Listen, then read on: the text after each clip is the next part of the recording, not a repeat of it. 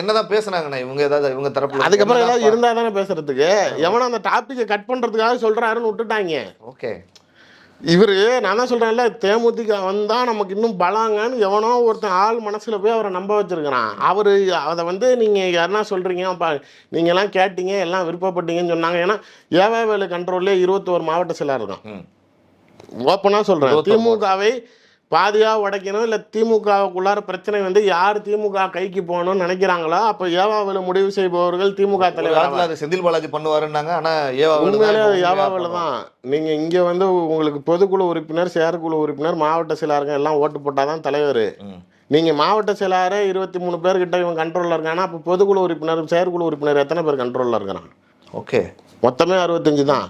அதுலயே நாளைக்கு உங்ககிட்ட 30%, ஏன்னா 50% மாவட்ட செயலாளருங்க இருக்காங்க. அப்ப நீங்க மீதி எவ்வளவு கட்சி வச்சிருக்கிறீங்க? ஓகே.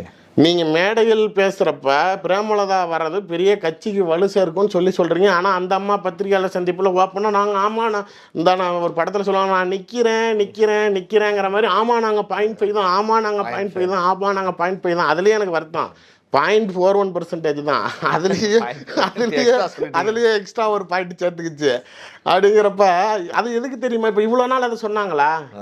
இப்ப ஏன்னா டீல் முடிஞ்சிச்சு. ஓகே, வியாபாரம் சீட்டு கிடைச்சிருச்சு.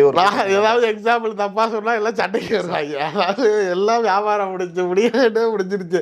இதுக்கு மேல என்ன இருந்தா ஏன்டா ஒன்றும் இல்லைதான் வச்சுக்க அப்படிங்கிற மாதிரி அவங்களோட பேச்சுக்கள் அவங்களை பொறுத்த வரைக்கும் முடியுது. இதை விட இன்னொன்று சொல்றேன், இப்போ அவங்க காங்கிரஸுக்கும் தேமுதிகவுக்கும் இருக்கிற அந்த தொகுதி பங்கீட்டில் அவங்க குறிப்பிட்ட 2-3 திமுகவுக்கு வலுவான தொகுதிகளையும் காங்கிரஸுக்கு ஒதுக்க போகிற 2 இடத்தையும் அவங்க தேமுதிக அம்பளுக்குறாங்கல்ல, இதை வந்து கொடுக்க மறுக்கிறாங்க திமுக.